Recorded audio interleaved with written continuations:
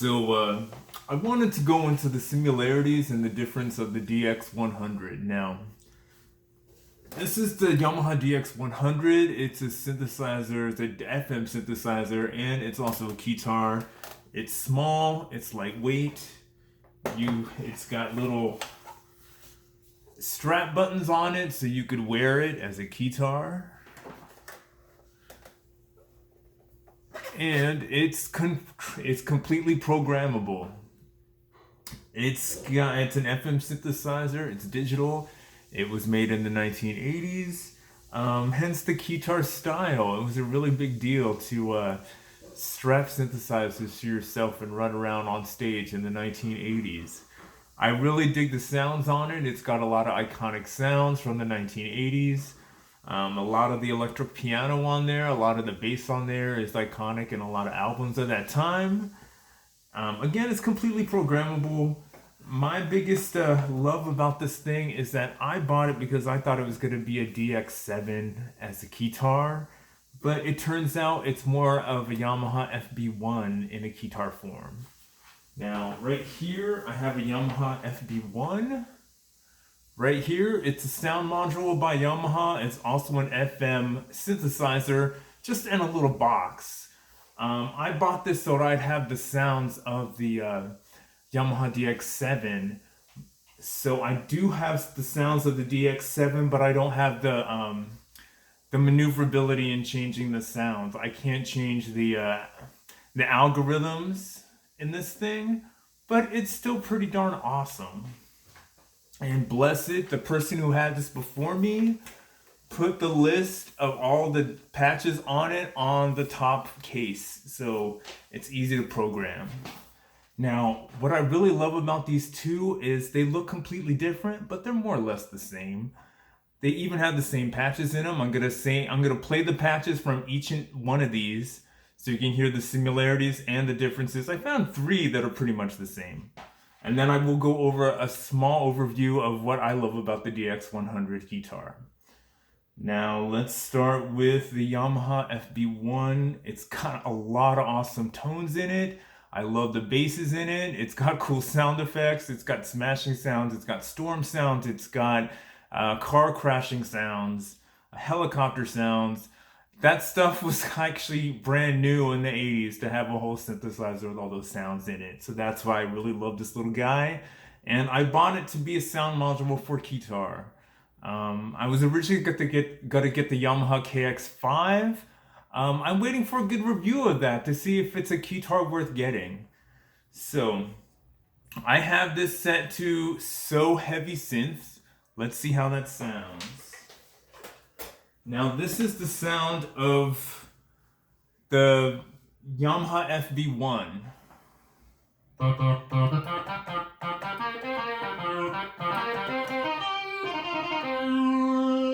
That's just the Yamaha FB-01. Now, let's do. This is just the DX100.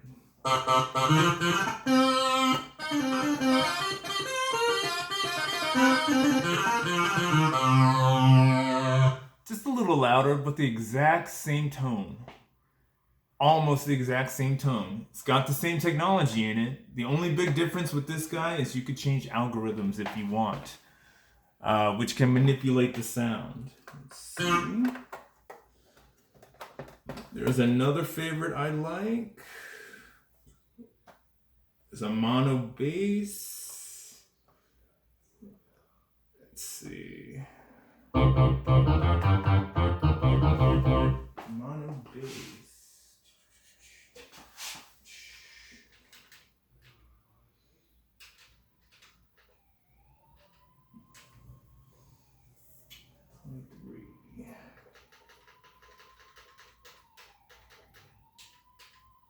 Mono bass.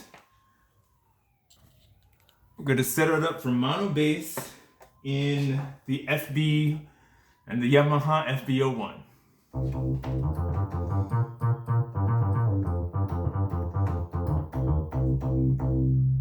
Pretty good, nice bass. Same bass, Yamaha DX100.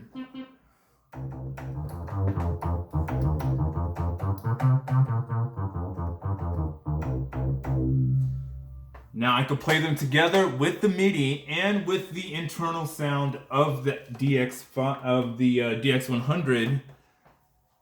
It sounds doubled, but you wouldn't even know it was a different synthesizer.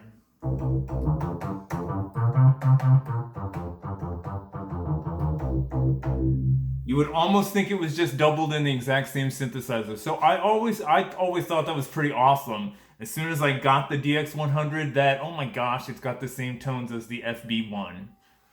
So there's one more I really like. Not the Windstorm. Smash.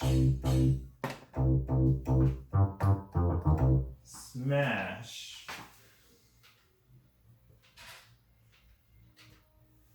Let's see, it's 45.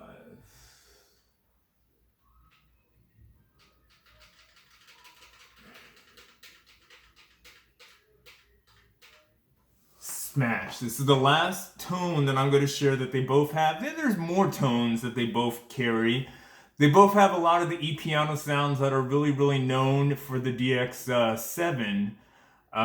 Again, that was a big reason why I got the DX100, because it's got a lot of tones from the DX7. Let's see. This is Smash from the Yamaha FB-01.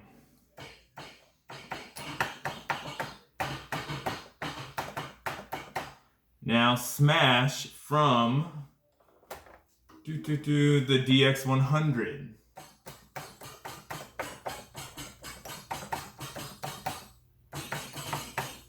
Dude, identical patch. You could play them on top of each other. You wouldn't even know it was different. You would just think it was doubled. Now, that's a big thing that I totally love about both these synthesizers. Now, the cool thing about the DX100 is that it's got 4 banks here that you could choose from. When you change your different banks, that basically you have 24 voices on 4 banks. When you change your bank from A to B to C to D, all of these different numbers bring up a different tone, different sound. When you change from bank to bank to bank, let's say you go from, let's say you want to play a grand piano on bank A, and on bank B, you would like to play, let's see, some strings.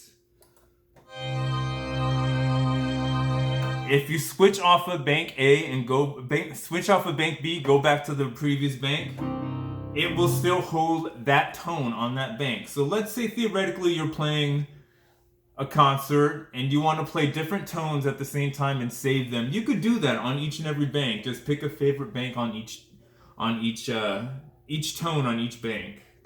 Let's see. There's great effects on this. But one of the best sound effects that I really love about this Keytar is called pink noise.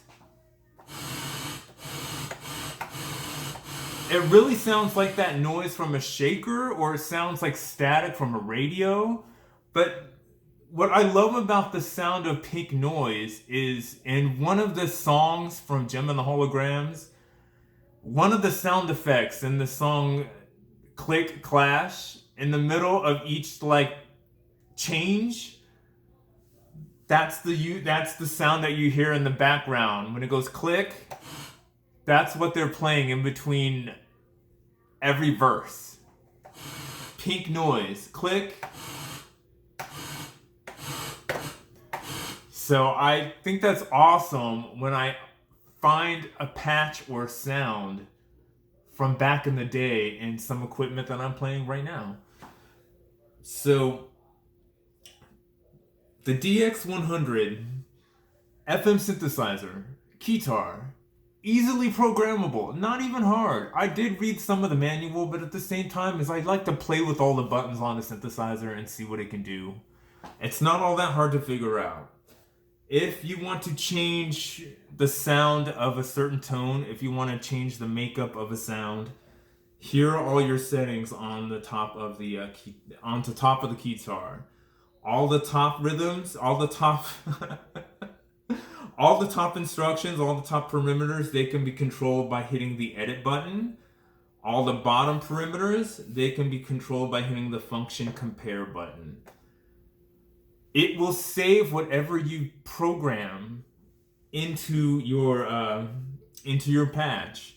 If you hit play and compare, it will show you the edited patch that you edited, and then if you hit play, it will show you the patch before you edited it, so you could choose which one that you prefer. Let's see, let's pick a nice patch, something simple. Simple grand piano, right? You could change the algorithm of each tone. Let's see, we're gonna go to compare, we're gonna hit algorithm, and let's see, this is algorithm 4. Nice tone. Algorithm 5, a little lighter. Algorithm 6, it's getting low. Algorithm 7, very muted. Very muted. Now, algorithm 8, super muted. When I choose algorithms, when I'm trying to edit a patch in FM, when I'm choosing algorithms, I want the one that's loudest and clearest because I want to hear each and every note. If you were trying to choose an algorithm, let's say you want a muted sound, let's say that you want something distorted, then of course you're going to change the algorithm to one that's different than that. But usually I will choose the loudest, clearest tone as far as the algorithm that I'm trying to use. This is a DX7 Lite. It only has 8 algorithms to choose from. I believe that the Korg FM, I think you have over 20. I believe that the DX7 you have over 20 different algorithms to work with. So yeah, this is a DX7 Lite. I like what you can do with it though. I like the manageability of the sound that comes out of it. Let's see. One of the biggest things that made me buy this was in the description that the person who was selling this online used. Basically, the guy said, some of the rhythms suck, most of the tones suck, the bass rhythms are great, but the cool thing that you really want to use is, perimeter number 13. So that drove me crazy. As soon as I bought it, I'm like, okay, most of the tones suck, but I want to check out the bass lines, and I want to check out perimeter 13. So it doesn't matter what tone you use. Here's an awesome bass line. We're going to go to perimeter 13, which would be their oscillator frequency. And it turns any basically, perimeter 13, changing the frequency will turn any tone on this synthesizer into a laser beam or into some kind of futuristic sound.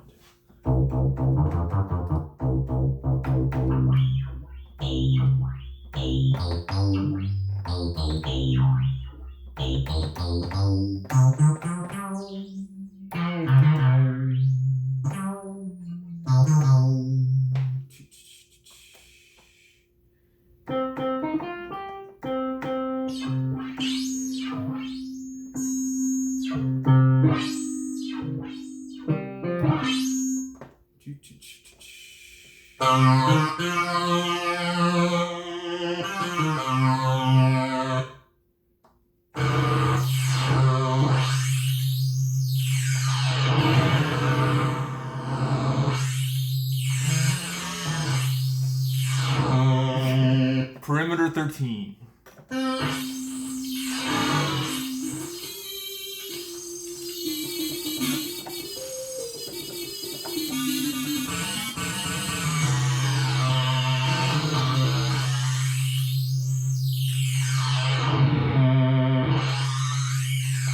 That's wicked.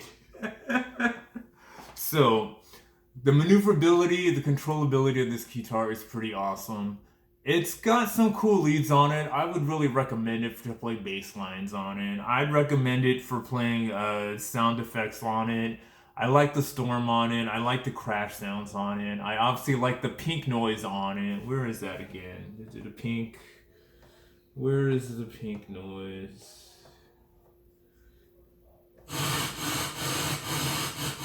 I wonder what the oscillator. That don't even change. Hold on, let's see, algorithm.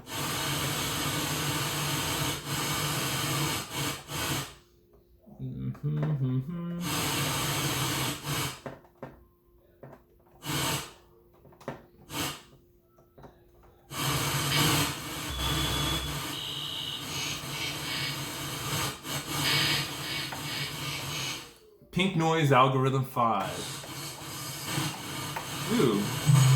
Ooh, I like that. Ooh, okay. Pink noise with some monophonic sound. Ooh. Ooh, I like that. Let's see what the frequency.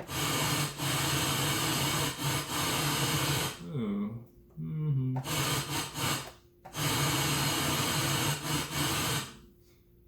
I am loving that.